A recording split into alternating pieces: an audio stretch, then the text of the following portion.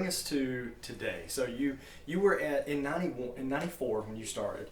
You were at Emmanuel, so you've been playing Emmanuel Church this entire time. Yeah, that's great. That's wonderful, man. So that's a long time to put into the praise band, into the music portion of the worship service.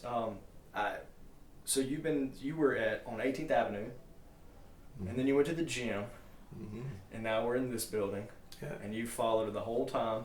And from what I understand, it was very difficult times during the gym phase of the worship services with setting up. I mean, you guys had to set up the entire sound system every single week. Yeah, it was one of those things. Everything out of a closet, right? Yeah, at first we stored all this sound equipment, and we had 5-6 piece band monitored, and so all the sound equipment, we had a little cubby hole up under the bleachers. And every weekend we would have to carefully drag that stuff out of there. You couldn't stand up, so you had to coat that heavy stuff out of there. Set it up, running just like you would in any gig. You run in your snake and set the stage up, and then you got the front of house. And we had rear monitors for the singers and the big monitors on stage for people to see the words. We had to set all that up. Wow.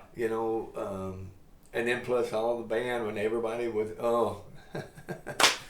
praise God for Avion, man. That really absolutely helped a lot. And so we did that for 10 years. 10 years. I did not realize it was that long.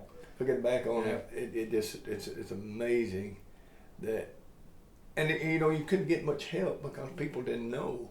Mm-hmm. You start messing around with sound equipment, or people like you and me and many have messed with it all their life, and you tell somebody to go, I need the cord with a banana plug on one end and just a 1/4 inch on the other. Well, they don't know. No, absolutely not. Yeah. So you end up doing it faster yourself. Of course, yeah. Well, I completely understand that, and it's hard to delegate when they don't know what to do. Yeah. It's hard to delegate, especially with cord wrapping and things like that, putting up speakers, putting the things up the correct way. Yeah. I completely understand that, and if that's not a sacrifice every week, then I don't know what is. Of preparing to set up worship every week, like you were talking about, a sacrifice that cost you something. That's a lot of time to go through and set that up. It really was. I don't know what drove me during those years, really. Because sometimes I just wasn't in the right spirit. And you talk about the spiritual side of worship. I would work so hard, and sometimes stuff would go missing miraculously. Of course. And so I'd be staying up 1 or 2 o'clock in the morning waiting on the bar bands to close so I could borrow something. Wow. I'd be calling my buddies and, hey man, have you got this I can borrow for tomorrow morning? And all kind of stuff. Wow. Went through. Yeah. Stuff getting stolen. I had a guitar stolen off stage, and that's a shock. You say, I'm going to set my rig up, and boy, I'll be ready. So leave, go home, sleep for a few hours, get to church next morning, guitar's gone. Man, I could have swore I set that thing. Oh, no. Yeah. Well, but anyway.